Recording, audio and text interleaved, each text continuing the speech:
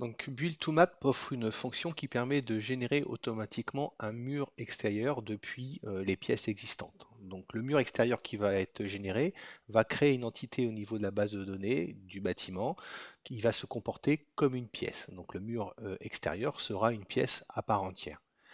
Donc le principe, je vais dans la fonction habillage qui est ici. Je vais saisir une valeur d'épaisseur de mur extérieur, 19 cm. Je sélectionne le pourtour de la pièce, donc un mur d'une pièce. Et là, il génère automatiquement, vous voyez, autour le trait jaune qui représente le mur extérieur. Une fois que ce mur est placé, donc c'est une pièce à part entière, je vais pouvoir lui demander de remplir à la fois les murs extérieurs et les murs intérieurs. Donc il en déduit automatiquement l'épaisseur des murs par l'intersection des cloisons.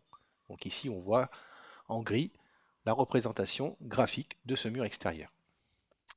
Donc, le mur extérieur se comporte comme une pièce, donc si je reviens dans la gestion de pièces, notre mur extérieur a été créé ici, à partir de là, je vais pouvoir le dessiner tout simplement en mode report.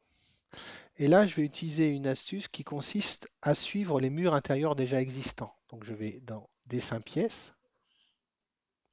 Et là, ici, vous avez une notion de suivi de mur extérieur pour lequel vous allez pouvoir définir ici une valeur de suivi. Donc ici, si je définis par exemple 10 cm, je sélectionne le premier mur, le deuxième mur, et à chaque fois, vous voyez, automatiquement, on génère le mur extérieur par rapport à chaque mur sélectionné. Ici, ici, ici. Et à partir de là, je fais création du mur.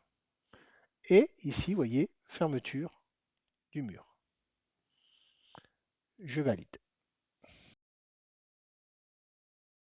Ici, par la fonction effacer, on supprime l'hachurage dans un premier temps et après on supprime le mur extérieur.